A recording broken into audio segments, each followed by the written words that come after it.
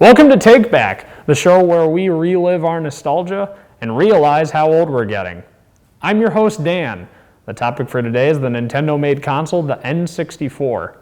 Launched September 29th, 1996, with only 2 games at launch, the legendary Super Mario 64 and Pilot Wing 64, this was the first console to use true 64-bit graphics, while the PlayStation 1 came out 2 years before. It only had a 32-bit processor, giving the illusion of 3D, but not actually in 3D. The N64 was not the first to implement 64-bit processors. That award goes to the Atari Jaguar. However, the N64 was vastly more marketable, with its bright colors and memorable characters littering the console's game library. The N64 has a lot of nostalgic value to us because it was either our older siblings' video game console or we knew someone that had it. Now, my homies, we are about to tease our fat top 10 list with our favorite little furry sidekick of our favorite gorilla in his hit racing game.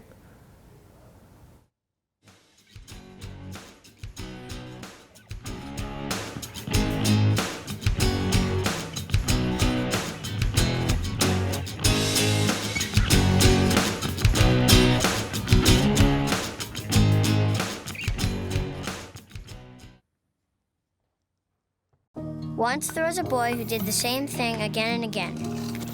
One day, he was told he had autism. He got help and slowly learned how to live with it better. Early intervention can make a lifetime of difference. Learn the signs at autismspeaks.org.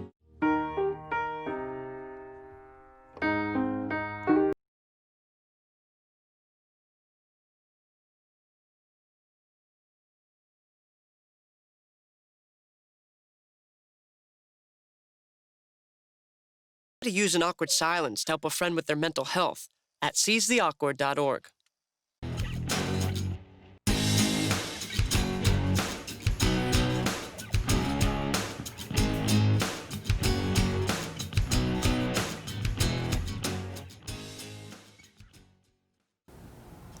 All right, we're back. Here is my guest, Kelly. And Kelly, what is your best memory while playing the Nintendo 64? Well, Dan, my best memory of the Nintendo 64 is when I went down to Detroit and went to my dad's and we played it a lot. And how often did you go to your dad's to play the N64? Well, I went to my dad's on the weekends most of the time. So you were only able to play it on the weekends? Yeah. Okay. Sounds very similar to my situation with the N64. Pretty much could only play it at my grandma's house. What kind of games did you play with your dad and your brother? Well, we had 2 games. We had Super Mario 64 and my personal favorite, Diddy Kong Racing. Okay. Why is Diddy Kong Racing your favorite? I don't know. Mainly because I won a lot, but like I'm pretty sure my dad let me win most of the time, so. Well, I mean, Mario Kart's better. I guess. I mean, the newer games. The newer games. The newer games. Yes. The N64 Mario Kart is the best one. I don't think so. No. You were telling me you like Diddy more than Mario. Yes, I prefer him more. I just don't agree with that. Well, no wonder your dad let you win, because you think that Diddy Kong is better. That's because Diddy Kong is better. And so would you say that your dad is the main one that introduced you to the N64? Yeah, yes, I would say my dad introduced me to it. Okay. For me, it was mainly my uncle, so similar in different ways. Nice. And you did say that he let you win one time. Did he let you win at every game? Not every game, sometimes. See, because my uncle would do the exact same thing, except we'd play Smash Brothers, and he'd beat me instead. And how does the N64, how did it mold you into who you are today? Well, I play a lot of video games on my free time, so I guess that's kind of where it started. Okay. Would you say that you play any games from the N64 that are similar to what you play now? Yeah, I guess you say that, yeah. Because I know that you sometimes play Smash Brothers. Did you ever play the original N64 Smash Brothers? And no, I have not. Okay. I'd like to eventually, but... That's a good question. What games did you not get to play that you would have liked to have played? I would have liked to play like Star Fox 64 and like GoldenEye. Why specifically those two games? I don't know, because I wanted to see what I just wanted to see what they are. They looked interesting. What I kind of haven't value? played any of them. What kind of value they have? Yeah. Okay. Very cool. Do you think that if you had an N64 today, that you would play it? Yeah, I'd probably play it on occasionally. In terms of, because I actually own an N64, I'd say that my most played game is Smash Brothers 64. What is your most played game? Probably Diddy Kong Racing. We played that a lot. Okay. And who did you mainly pick for Diddy Kong Racing?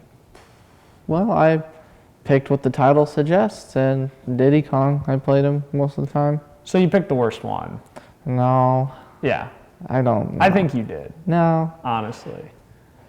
I think Well, for me, who'd you play? Who'd you play King then? K. Rool. Yeah, you would play him. I would, because one, he's a king, and two, crocodiles can eat a monkey. Yeah, well, monkeys can also avoid the crocodiles. Yeah, well, Just don't go in water. I don't care how much he avoids them. Listen, all right. Yeah. King K. Rool, he has a cannonball launcher. Yeah. Okay, he'll just shoot Diddy. Yeah. Okay, with his giant cannonball. Okay. Yeah. What is Diddy? He has a peanut gun. Yeah. He has a peanut gun. What's a peanut gun gonna do against a cannonball? Well, you see, King K. Rool has peanut allergies, so, I don't think that's true. I I think think you that's actually true. made that one up. I did not. I'm pretty sure if we went on the official Diddy Kong N64 Wiki King K. Rool page, that it would not say that he has peanut allergies. Maybe. Who knows? But, I'd like to think that he has peanut allergies. well, maybe you'd like to think that. He seems but like the type of crocodile to have peanut allergies. Do you know many crocodiles that have peanut allergies? No. Okay, well, the way you said that made me kind of think that. I don't know. I could try to find one. Try to find one. What was your favorite level in Mario 64? I really liked Bob-omb Battlefield. That one's my favorite one. Okay. For me personally, I think that, I don't even remember the name of it, but it's the one with the sunken pirate ship. I think I know which one you're talking about. Now that one's probably my personal favorite. Yeah. Just because if you go into the pirate ship, you can find treasure. And that's pretty cool. Treasure is cool. They also had that giant eel thing. What are they called? I have no clue. The Mario giant. You know what I'm talking about. Yeah, I know what right? you're talking about.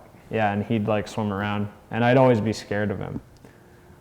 Was there anything that you were particularly, you shouldn't have been really too weirded out by it, but something on the N64 that was kind of unnerving with its weird 64-bit graphics? Because I did. The eel for me was actually pretty scary as a kid.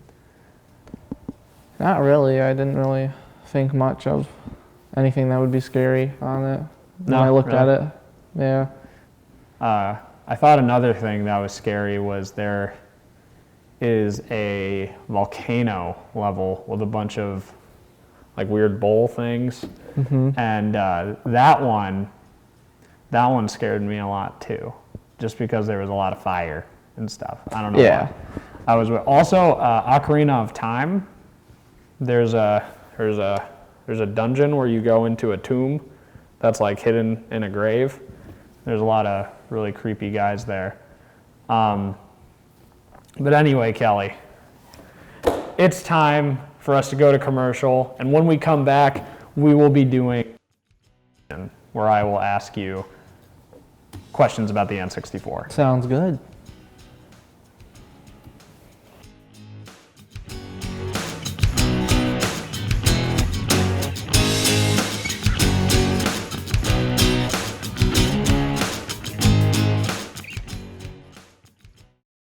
Hey, Bobo, do trees tell each other stories?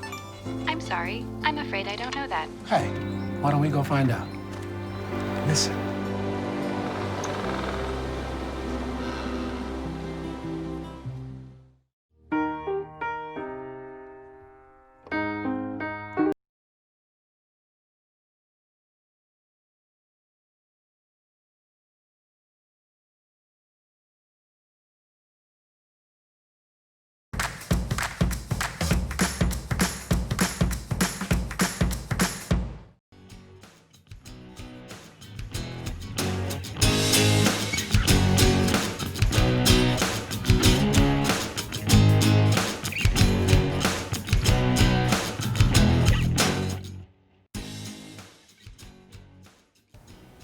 Welcome back to our quiz section. Again, I am with Kelly. And Kelly, how many Japanese systems were sold for the Nintendo 64? I'm gonna roughly guess like 5 million. Do you have an exact number instead of just 5 million? I guess maybe like 5.2 million, maybe? Pretty close. I'll actually give it to you because it sold 5.54 million. When did it release? It released in 1996, I remember that. Do you have an exact date, month, preferably, and day? Did it release in like August? Close. September? Yes. Do you The have a day? 13th. Pretty close. It was actually the 29th. So you were only a little bit away. How many see-through colors were on the N64? I think there was like 5, I think? Close. 6? Correct. Yeah. Do you know what those colors were? I think it was blue, Uh-huh. purple, red, Yep. orange. Yep. Is there green? There is a green, and then there's one more. Yellow? Not White. close, actually. Closer. Gray? Yes, there you go. What was the most popular game for the N64? That would be Super Mario 64. Okay. You were correct on that one. So far, you have gotten most of them correct, even though they're not exact. What does the 64 refer to? 64-bit graphics or processor, right? Which, besides the Atari Jaguar, again, this was the first console to really do that. And what was the last game to be released for the N64 in North America? Well, I'm not too sure on that one. Okay, I'll give you a hint. It was a skating game. Wasn't it a Tony Hawk's Pro Skater game? I will give you that one. It was Tony Hawk's Pro Skater 3. And what game franchise did the N64 not have? I believe it was Metroid. Okay. And what were the first 3D games? That would be Super Mario 64 and Donkey Kong 64. Correct. And now, when we come back from commercial, we'll have Alden do our top 10 list.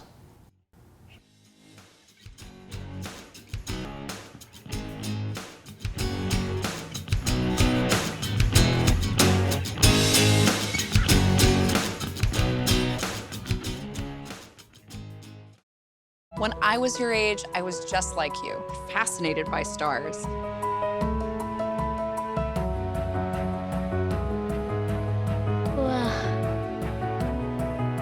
But now I get to search for life in the universe. And who knows, maybe life is looking for us too. So we're like aliens to them? Yeah. Does anyone want to be a scientist now? I do. Awesome. We need more girls in STEM. Maybe we can find aliens.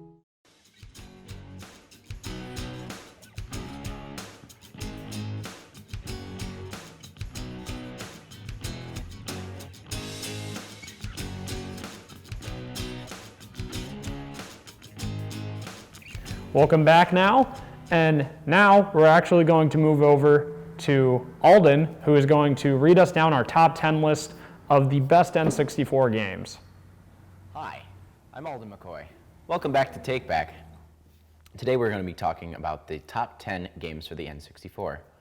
Number 10, Diddy Kong Racing. Released in 1997 to critical acclaim, this game is based off the character Diddy Kong and the character surrounding him. While some people see this as a piggyback off the success of Mario Kart 64, it could be seen as an expansion and a welcome addition to the Donkey Kong universe. Number 9, Pokemon Stadium. While the general idea of Pokemon is to find and fight characters in the game, Pokemon Stadium is a game where you start off with Pokemon and fight in a stadium. This was a welcome change of pace for Pokemon, especially with the Game Boy compatibility. Number 8, Donkey Kong 64. Donkey Kong 64 takes the titular villain from the old school Mario arcade game and makes him and his crew the stars of the game. It starts off with Donkey Kong saving his friends, and once you save your friends, you can play as them, and they have certain powers which makes the game a little more interesting. Number 7, Banjo-Kazooie. Banjo-Kazooie is a popular game in the collectathon genre of games. While it's not the first of its kind, it popularized the genre. It is highly marketable because of its bright colors and memorable characters. And the concept is easy for children to understand. Number 6, Mario Kart. While it was originally released on the SNES, the 3D adaptation for the N64 popularized the racing genre of games. With its fast-paced racing and memorable characters from previous games, it was an instant success.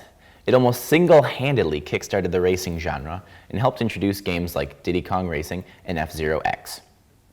From the time it was released to the time the N64 was discontinued, it sold over 9.8 million copies, making it the second best-selling game on the N64. Number 5, Star Fox 64. Star Fox 64 was the sequel to the highly anticipated Star Fox on the SNES, which was revolutionary in its own right. The original had a special chip to give it the illusion of 3D graphics, so when a Star Fox game came out on a console with native 3D graphics, it was set to be an amazing game. With addicting gameplay and cheesy one-liners from all the characters, it has the making of an amazing game. Number 4, Super Smash Bros. If the idea of random Nintendo characters fighting each other seems weird to you, then you're not alone. When Masahiro Sakurai first thought of the idea, he developed a whole demo before he pitched it to the higher-ups. Super Smash Bros. Was an interesting and very welcome addition to the N64's library. While it didn't sell as many copies as something like Mario Kart, it is still played in competitive leagues to this day. Number 3, GoldenEye 007. GoldenEye was based on the James Bond movie series. GoldenEye was a change of pace in the first-person shooters genre. From the bloody cartoon shooters like Doom and Wolfenstein 3D, the single-player campaign was interesting, telling about a mission to dismantle a satellite trying to launch an attack on London. You play as the titular character of James Bond. There were very low expectations for the game because of a failed E3 showing in 1997. However, it was met with much love because of its interesting controls and, most importantly, multiplayer. Number 2, Ocarina of Time. Now, what can I say about Ocarina of Time? It took the classic Legend of Zelda game, added real characters, threw Link into a 3D environment with all sorts of different characters, upgrades, and dungeons, and little fun side quests to make sure you are entertained for many, many hours. While its sequel, Majora's Mask, is amazing in its own right, Ocarina of Time is a game you will never quite get over. My personal favorite thing about the game is that it uses a system of the ocarina to transport you to different locations and dungeons. And number 1, do I even really need to say? Super Mario 64 was the original launch title along with Pilot Wings. It came out for the N64. Unless you had access to a really nice computer or an Atari Jaguar, which no one had, this was your first experience with true 3D gameplay. With a jazzy upbeat soundtrack and bright colors, this game was an instant success, selling 11 million copies, 523,000 within the first 3 months. This game set the standard for 3D platforming games. And that was also the first use of Charles Martinet's voice as Mario, who is now the known voice of the titular red-headed character.